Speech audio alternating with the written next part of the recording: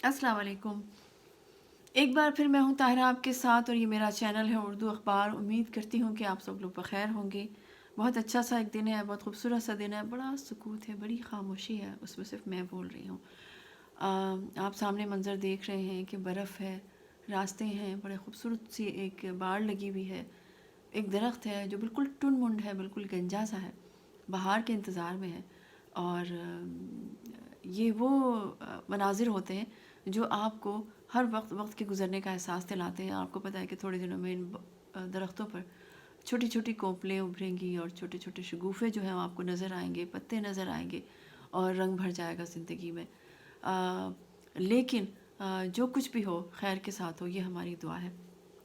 ये जो तसलसल है वक्त का, ये आपको उम्मीद दिलाता है। बुरे दिनों के गुज़रने का आप इंतज़ार करते हैं, अच्छे दिनों का इंतज़ार करते हैं और अच्छे दिनों में आप बहुत अच्छे दिनों का इंतज़ार करते हैं। हम भी इंतज़ार कर रहे हैं पाकिस्तान के लिए, पूरी दुनिया के लिए बल्कि, लेकिन ख़ुसूसन पाकिस्तान के। पाकिस्तानी की हैसियत से मेरे पास भी बहुत सारे ख्वाब हैं जो मैं अपने पास बड़े संभाल संभाल के रखती हूँ, उन्हें तय कर करके बार बार देखती हूँ, उन्हें खोल खोल के। आपको पता है ना कि ख़वातीन की आदत होती है कि वो थोड़े दिनों में कोई एक पुराना सा बॉक्स होता है घर में कहीं ना कहीं पड़ा हुआ, उसको खोलते हैं, उसमें से पुरानी चीज़ें निकाल के देखते हैं। कुछ चीज़ें देखकर आप मुस्कुराते हैं, कुछ चीज़ें देखकर आपकी आंखें भीग जाती हैं और कुछ चीज़ें देखकर आप जो है शायद आप ये सोचते हैं कि चलें किसी वक्त फिर इसके बारे में सोचेंगे, इन बातों के बारे में सोचेंगे। तो हम सब के पास एक बॉक्स है, उसको हम दिल कहते हैं और इस दिल में बहुत सारे जो है हमारी अरमान हैं, ख्वाब हैं। ख्वाब के बगैर ज़िंदगी बिल्कुल नामुकम्मल है, चाहे वो आप जागती आंखों से देखें, चाहे आप सोते में देखें। तो लेकिन इंसान को अल्लाह ने ये खूबी दी है कि वो जागती आंखों भी ख्वाब देखता है और ऐसे ख्वाब देखने वाले बहुत होते हैं। कुछ लोग होते हैं अपने ख्वाबों को बेच देते हैं, जैसे कि अभी एक इदरीस साहब ने अपने ख्वाबों को बेचा। इदरीस साहब का ही क्या मामला, आप अगर देखें तो हमारे मुल्क में लोग एक बिरयानी की प्लेट पे अपने आप को बेच देते हैं। हमारे यहाँ प्रॉब्लम यह है कि हम सब बहैसियत कौम कहीं ना कहीं मौका परस्त हैं, मफाद परस्त हैं। जहाँ पे छोटा सा भी फ़ायदा हमें मिल रहा हो, हम उसे हाथ से जाने नहीं देते और उसके लिए जो है हमारे पास बहुत सारी जो है तौजीहात होती हैं जो हम अपने आप को पेश करते हैं, ज़रूरत पड़ने पर दुनिया को पेश करते हैं। और इदरीस साहब को ये ज़रूरत पड़ी कि उन्होंने दुनिया के सामने भी कुछ अपने आप को जस्टिफाई करना था या अपना एक तरह से अपने आप को एक तवजीह देनी थी, लोगों को देनी थी, तो उन्होंने वो कुरान पाक पे हलफ लेकर दे दी। वल्लाह आलम उनका ज़मीर है या नहीं है, लेकिन इस बहस को छोड़ दीजिए। हमारे सियासतदानों के ज़मीर के बारे में मामलात कुछ ज़्यादा अच्छे नहीं हैं। लेकिन हम अपने आप से ज़रूर ये कह सकते हैं कि आज जो सेनेट के इलेक्शन के लिए जो बंदर बांट हो रही है, जो ख़रीदो फ़रोख्त हो रही है, जो बोलियां लग रही हैं, उसमें ये पिछले इलेक्शन की बातें हैं। ये जो कुछ अब सामने आया है जिसमें 20 अरकान को इमरान खान ने जो है वो अपनी पार्टी से निकाल दिया था। इमरान खान से बहुत सारे इख्तलाफात हो सकते हैं, बहुत सारे लोगों को उनके माजी को लेकर बहुत सारे लोग बहुत सारी अजीब व गरीब बातें करते हैं, लेकिन आप हाल की बात करें, मौजूद की बात करें, लम्हा मौजूद में क्या हो रहा है वो इम्पोर्टेंट होता है। इमरान खान ने अपनी पार्टी में से उन 20 अफराद को निकाला और ये एक ज़ाहिर है कि एक बहुत बड़ी एग्जाम्पल थी जो उन्होंने सेट की। दीगर पार्टियों में जो है वो करप्ट लोगों का, करप्शन का दिफा किया जाता है। नज़रियाती वाबस्तगी मुल्क से नहीं है लोगों की, नज़रियाती वाबस्तगी शख्सियात से है, पार्टियों से है। हम इतने अच्छे लोग हैं कि जब हम नज़रियाती तौर पर वाबस्ता हो जाएं किसी शख्सियत से, किसी पार्टी से, तो हम उससे कहीं ज़्यादा बेहतर उसका दिफा करते हैं। काश अल्लाह करे ऐसा आए वक्त कि हम लोग अपने मुल्क से, अपने नज़रिए से, अपने मज़हब से, सबसे बढ़कर मज़हब है, मज़हब के बाद फिर मुल्क को मिल्लत आती है, फिर आपके अहल खाना भी आते हैं। ये एक दर्जा बंदी है जिसको कि अगर हम अपने सामने रख लें तो शायद हम बेहतर हो जाएं। तो बहरहाल ये दर्जा बंदी ज़रूर करनी चाहिए। सहाबा कराम रज़ियल्लाहु अजमईन का एक बहुत सारे मामलात में से एक ये भी मामला था कि हज़रत उमर से रज़ी अल्लाह ताला अन्हु से नबी करीम सल्लल्लाहु अलैहि वसल्लम ने फरमाया था कि अपने और अपने अहल खाना से ज़्यादा जो कहते हैं ना कि मुझे अज़ीज़ रखे। तो बात यह है कि अगर हम उनको अज़ीज़ रखेंगे तो हम उनकी तालीमात को भी अज़ीज़ रखेंगे और उन पर भी अमल पैरा होंगे। जो कुछ भी सेनेट में हो रहा है, एक अच्छी बात ये हो रही है कि लोग सामने आ रहे हैं, उनके चेहरे देखे जा रहे हैं। ये गुज़िश्ता बहुत सारे सालों में ऐसा नहीं हुआ था और عدالتوں سے ضمانتیں لے کے لوگ بری ہو جاتے تھے. ہمارے قانونی سسٹم میں کیا سقم ہے، کیا ہمارے ہاں معاملات ہیں، ان کو بھی یہ جو سینٹ ہے نا، دیکھیے یہی جو ہے وہ مقننہ ہے.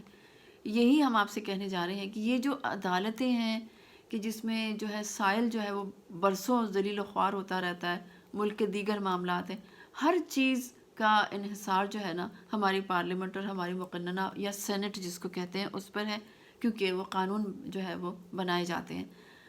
اگر ہم اپنے جو پارلیمنٹ کے جو لوگ ہیں، اسمبلیوں کے جو لوگ ہیں، عام آدمی اگر اپنا ووٹ اچھے لوگوں کو دے گا تو یہی لوگ آگے پھر ہماری مقننہ کو بھی تشکیل دیتے ہیں.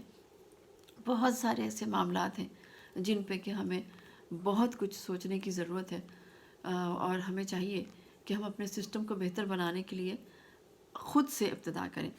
آپ کو پتہ ہے نا کہ ہماری جو پارٹیاں ہیں ان میں زیادہ تر موروثی نظام چل رہا ہے. ہم جمہوریت کا راگ بہت الاپتے ہیں لیکن موروثیت ہر پارٹی میں آپ کو نظر آئے گی.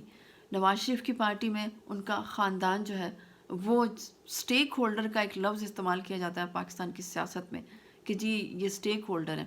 پاکستان کے سٹیک ہولڈر پاکستان کے عوام ہے. اگر ہم سمجھیں ہمارا استحقاق کیا ہے تو جناب ان کی اولادیں، ان کے لواحقین، ان کے اہل خانہ، اس سے آگے ان کی پارٹی کی سوچ نہیں جاتی. ہمیں یہ سب کچھ بدلنا ہے. ہمیں برادری سسٹم کو بدلنا ہے. ہمیں اچھے لوگوں کو منتخب کرنا ہے، چاہے وہ ہماری برادری کا ہے یا نہیں ہے، چاہے وہ ایک غریب آدمی ہے، چاہے وہ ایک امیر آدمی ہے، لیکن اگر وہ اہلیت رکھتا ہے تو اسے منتخب کریں تاکہ یہ پروسیس آگے چلے اور سینٹ میں بھی یہ سب کچھ ہو کہ آپ کو اچھے لوگ دیکھنے کو ملیں اور وہ قوانین ایسے بنائے جائیں ملک میں جو ملک کے لیے بہتر ہوں، اور پھر ہم کہہ سکیں کہ ہاں ہم نے اپنا فرض ادا کیا ہے. بریانی کی پلیٹ پہ اپنے آپ کو نہ بیچیں. اور اسی طرح یہ جو کروڑوں کے بیگ جو ہم دیکھ رہے ہیں ٹی وی پر جو گردش میں آتے ہیں، وہ بیگ ایک ہی ٹائپ کا ہے. آپ دیکھیں میرا خیال ہے ان صاحب نے بہت سارے بیگ ایک جیسے لے رکھے ہیں اور وہ باقاعدہ بلاتے ہیں ایک لوٹے کو یا ایک گھوڑے کو اور اس کو پھر اس کی قیمت دے دیتے ہیں. گھوڑا ویسے اگر سن لے تو وہ جو ہے وہ اس کو بہت تکلیف ہوگی، کیونکہ گھوڑا بہرحال وہ اپنی جبلت اور اپنی فطرت پر ہے اور وہ اس سے ادھر ادھر نہیں ہوتا. وہ اس کو جیسا خالق نے بنایا ہے وہ ویسا ہی ہے. ہم کیسے ہیں؟ ہمارے اندر خالق نے ایک ترازو رکھی ہے، ایک میزان رکھی ہے، اور ہمارے اندر عقل ہے اور جذبہ ہے، سب کچھ ہے، لیکن ہم ان سب کو پیچھے چھوڑ کر ہم صرف حرص و حوث کے پیچھے بھاگنے والے لوگ بن گئے ہیں. بہرحال جی، یہ لوٹا ایک بہت اچھی چیز ہے، بہت پیارا برتن ہے، ہمارے ہر گھر میں موجود ہوتا ہے. یہاں یوکے میں میرے پاس بھی ہے لوٹا.